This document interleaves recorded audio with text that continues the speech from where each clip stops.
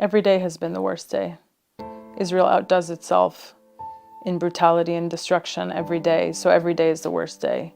The day that Yoav Gallant announced that Palestinians would be denied food, water, and aid and supplies was the worst day. The day that the Israeli officials announced that they were rolling out the Gaza Nakba was the worst day. The day that they sieged and surrounded Al-Shifa hospital, bombed the maternity ward, bombed the outside clinic was the worst day. The day that I read that the director of Al-Shifa hospital was calling on the world for assistance because people were screaming of thirst was the worst day. The day that Israel dropped 6 one-ton bombs on the Jabalia refugee camp was the worst day. Every day after that was the worst day because Israel continued to bomb Jabalia refugee camp every single day after that, but the media didn't report on it. The day that we watched the Al-Nasser hospital premature babies be discovered in their hospital beds decomposing was the worst day.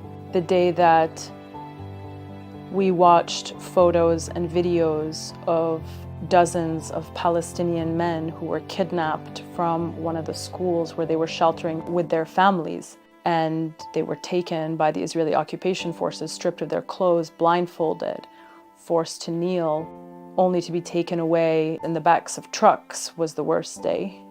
The day that I watched hundreds of thousands of Palestinians be forcibly displaced walking on Salah ad-Din Road from the north part of Gaza to the south in images that are reminiscent of the Nakba of 1948, images our grandparents created for us when they told us stories of the Nakba. That was the worst day. Watching the Nakba of 2023 play out on our phones was the worst day. The day that we read accounts of Palestinian families whose children they were carrying in their arms as they were being forcibly displaced, and their children were sniped by Israeli snipers, and they were forced to lay their children's bodies down on the ground and continue marching. The day that report came out, that was also the worst day. Every day I see a video of a Palestinian toddler whose head has been blown off, split open, or a Palestinian child whose limbs are missing after being hit in an airstrike. Those days are also the worst days. The day I saw the faceless boy with both of his legs blown off, that was the worst day.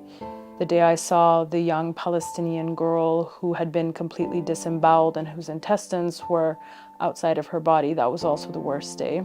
Every day I see a child who has had to undergo amputation after being injured in an airstrike, most of the time without proper anesthesia, was the worst day.